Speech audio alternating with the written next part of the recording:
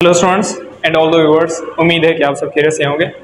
जी तो स्टूडेंट्स, आज हम डिस्कस करने वाले हैं फिजिकल क्वांटिटीज़ के यूनिट्स। ठीक है, क्योंकि यूनिट्स बहुत ज़्यादा इंपॉर्टेंट है आपकी इंट्री टेस्ट के हवाले से। और लास्ट लेक्चर जो मैंने शेयर किया था, इसमें मैंने आपको जस्ट फिजिकल क्वांटिटीज़ की डेफिनेशन बताई थी। ठीक है, और डेफिनेशन भी बहुत ज़्यादा इंपॉर्टेंट है आपकी इंट्री टेस्ट के लिए। ठीक है, और जितनी ज़्यादा आप इनकी प्रैक्टिस करेंगे तो उतना आपका कॉन्सेप्ट क्लियर हो जाएगा। और मैंने आपको फर्स्ट लेक्चर से लास्ट लेक्चर तक मैंने आपको यही बोला था कि बेटा अगर आपकी कोचिंग थोड़ी सी भी अच्छी है तो आपको ये चीज़ें ना बिल्कुल इजी क्लियर हो जाएंगी। ठीक है, तो इसकी वजह से आप थोड़ा सा कोचिंग या लेक्चर्स जो भी होते हैं, थोड़ा आप लेक्चर को टच करके वन शॉट लेक्चर देके उसके बाद ये एमसीक्यूज की प्रैक्टिस करेंगे तो आपको चीज़ें समझ में आ जाएंगी। अगर आपने लेक्चर्स नहीं पढ़ा, डायरेक्टली आप एमसीक्यूज पर आ जाएंगे तो आपको थोड़ी सी दिक्कत होगी, थोड़ी मुश्किल होगी आपको सॉल्यूशन करने में। तो इसकी वजह से पहले थोड़ा सा आपको क्या करना होता है, थोड़ा आप लेक्चर देख लें, लेक्चर को समझ लें, उसके बाद आप एमसीक्यूज पर आएंगे तो आपको एमसीक्यूज अच्छे से समझ में आ जाएंगे और अच्छे से याद भी हो जाएंगे। और एंट्री टेस्ट में भी आपको ये बहुत ज़्यादा हेल्पफुल होंगे। ठीक है, और ये मैंने आपको फर्स्ट लेक्चर में बोला था कि ये सैम्पल पेपर्स हैं, ये पास पेपर्स नहीं है। ठीक है, और मेरी कोशिश ये है कि मैंने ना ये सैम्पल पेपर जो जिस यूनिवर्सिटी का सैम्पल पेपर है 2024 का, उसको देखते हुए मैंने ये सैम्पल पेपर बनाया है। तो इंशाल्लाह आपके लिए बहुत ज़्यादा हेल्पफुल होगा। तो अच्छे तरीके से इन क्वेश्चंस की प्रैक्टिस करते जाएं, क्वेश्चन को रिपीट करते जाएं। ठीक है, और जितने ज़्यादा मैं क्वेश्चंस करवा रहा हूँ वो अपने नोटबुक पे लिखें और दोबारा से उनको समझें, दोबारा से प्रैक्टिस करें। ठीक है, तो इस तरीके से आपके कॉन्सेप्ट क्लियर हो जाएंगे। तो आज हम डिस्कस करने वाले हैं फिजिकल क्वांटिटीज़ के यूनिट्स। ठीक है, अब इसमें इंपॉर्टेंट जो भी फिजिकल क्वांटिटीज़ हैं, ठीक है, आपकी फर्स्ट ईयर की फिजिक्स की बुक से और सेकंड ईयर की फिजिक्स की बुक से ही मैंने एमसीक्यूज निकाले हैं। ठीक है, तो सॉल्व करते हैं हम इसे। इसमें आपका पहला जो क्वेश्चन है वो है कि which are the following is the SI unit of force. अब फोर्स का एसआई यूनिट फाइंड करना है। ठीक है, तो बेटा फोर्स का एसआई यूनिट, ठीक है, जैसे हम लेते हैं फोर्स का फॉर्मूला। अगर मैं फोर्स के फॉर्मूले की बात करूं तो फोर्स का फॉर्मूला होता है F = ma, यानी force is the product of mass and acceleration. और यहां से हम यूनिट लेते हैं, मास का यूनिट हम लेते हैं केजी और एक्सेलरेशन का यूनिट हम लेते हैं मीटर पर सेकंड स्क्वायर। ठीक है, तो केजी मीटर पर सेकंड स्क्वायर को हम क्या कहते हैं, न्यूटन कहते हैं। क्या कहते हैं, न्यूटन कहते हैं। तो इसके लिए सिंबल N होती है, तो इट मीन्स फोर्स का यूनिट जो होता है वो न्यूटन होता है। ठीक है, आगे चलते हैं। What is the SI unit of electric current.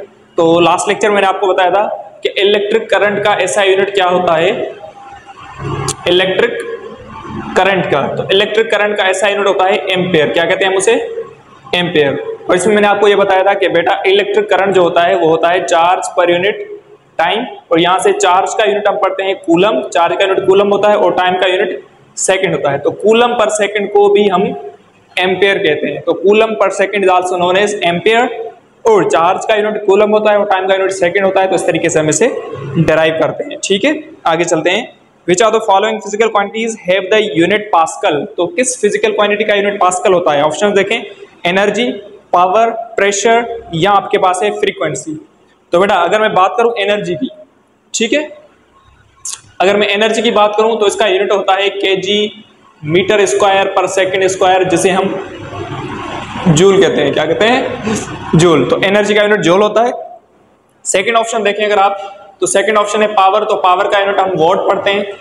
ठीक है, पावर का यूनिट वॉट होता है। आगे देखें प्रेशर, प्रेशर का यूनिट एग्जैक्टली क्या होता है, पास्कल होता है। जो प्रेशर हम पढ़ते हैं force upon area, force upon area, जहां से हम न्यूटन पर मीटर स्क्वायर को ही पास्कल कहते हैं।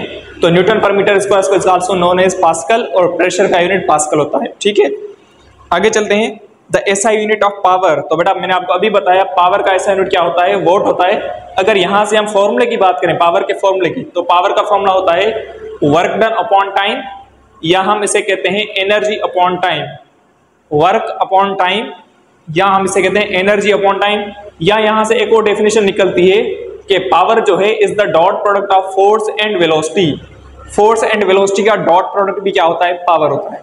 इस तरीके से यहां से आप यूनिट निकाल सकते हैं। एनर्जी का यूनिट जूल होता है, टाइम का यूनिट सेकंड होता है। तो जूल पर सेकंड को भी हम वॉट कहते हैं। क्या कहते हैं, वॉट कहते हैं। ठीक है, तो इस तरीके से ये यूनिट्स निकलते हैं किसी भी फिजिकल क्वांटिटीज के। जितने आप फॉर्मूले, जितनी डेफिनेशन आपको याद होगी उतनी ही चीजें आपको अच्छे से क्लियर हो जाएंगी। ठीक है, आगे चलते हैं।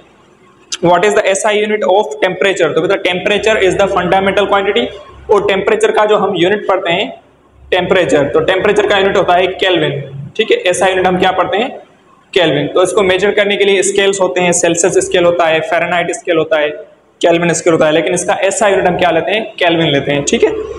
आगे चलते हैं, द यूनिट ऑफ वर्क और energy in SI system is, ठीक है। तो बेटा वर्क और एनर्जी के लिए जो हम यूनिट पढ़ते हैं, यूनिट ऑफ वर्क और एनर्जी इन एसआई सिस्टम, तो बेटा मैंने आपको अभी बताया कि वर्क और एनर्जी दोनों का यूनिट जूल होता है। क्या होता है, जूल। अगर मैं फोर्स की बात करूं तो फोर्स, ठीक है, यहाँ आपका टेंशन है, ठीक है, यहाँ आपका वेट है, ठीक है, क्योंकि ना ये सारे फोर्स के टाइप्स हैं, ये फोर्स है, ठीक है।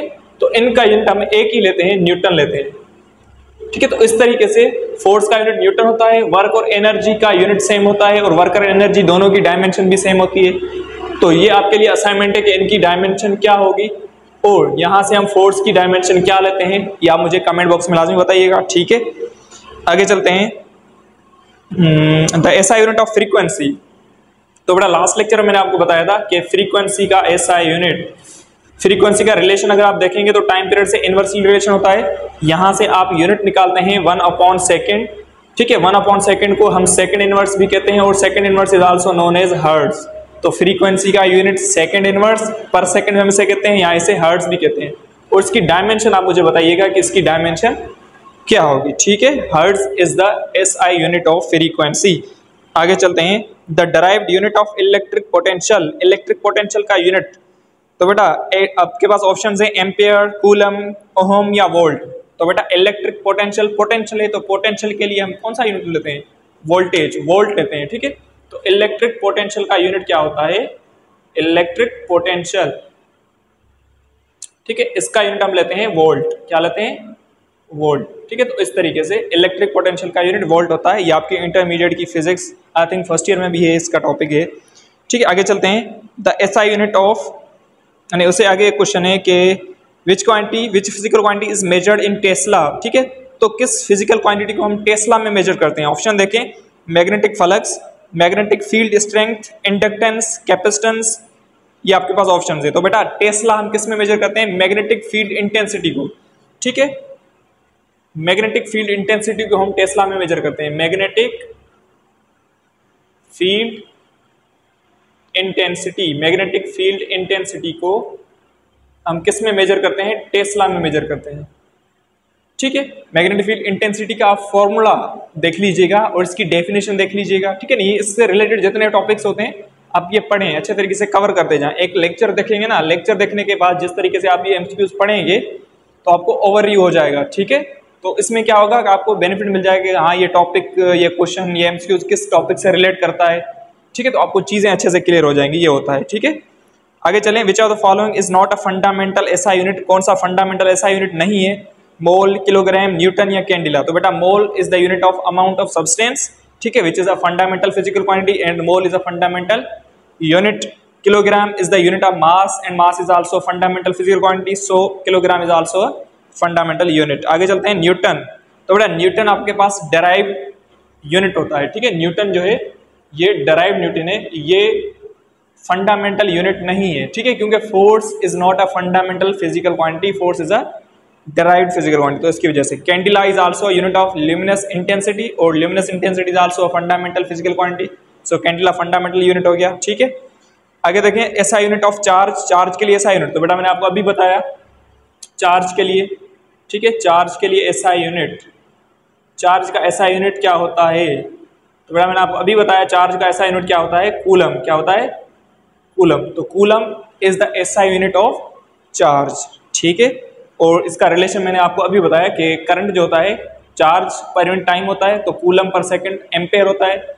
अगर आप यूं देखें तो एम्पेयर को, यानी चार्ज, आप कूलम को इस तरीके से भी तो रिप्रेजेंट कर सकते हैं ना, एम्पेयर इनटू, ठीक है, एम्पेयर, क्या लिख रहा हूं मैं, ये होगा एम्पेयर इनटू सेकंड, ठीक है। अगर आप एम्पेयर को सेकंड के साथ, एम्पेयर को सेकंड के साथ, ठीक है स्टूडेंट्स। उसके बाद देखें question number 12, what is the unit of acceleration in SI system. तो बेटा एसआई सिस्टम में एक्सेलरेशन का यूनिट, तो बेटा एक्सेलरेशन की हम जो डेफिनेशन पढ़ते हैं वो पढ़ते हैं वेलोसिटी पर यूनिट टाइम, मतलब rate of change of velocity rate of change of velocity is also known as acceleration. और यहाँ से हम यूनिट लेते हैं कि वेलोसिटी का यूनिट होता है मीटर पर सेकेंड, ठीक है, और डिवाइड में भी सेकंड है। इस सेकंड को आप ऊपर लेकर जाते हैं तो सेकंड इनवर्स हो जाता है, तो second inverse into second inverse, ये होगा मीटर सेकंड माइनस 2। तो ये ऐसा यूनिट होता है किसका, एक्सेलरेशन का। ठीक है स्टूडेंट्स, तो यहाँ से एक्सेलरेशन का यूनिट क्या होता है, मीटर पर सेकंड स्क्वायर। और इसकी डायमेंशन आप मुझे बताइएगा कि एक्सेलरेशन की डायमेंशन क्या होगी। आगे चलते हैं, क्वेश्चन नंबर है 14, what is the SI unit of electric resistance. तो बेटा रेजिस्टेंस का यूनिट क्या होता है,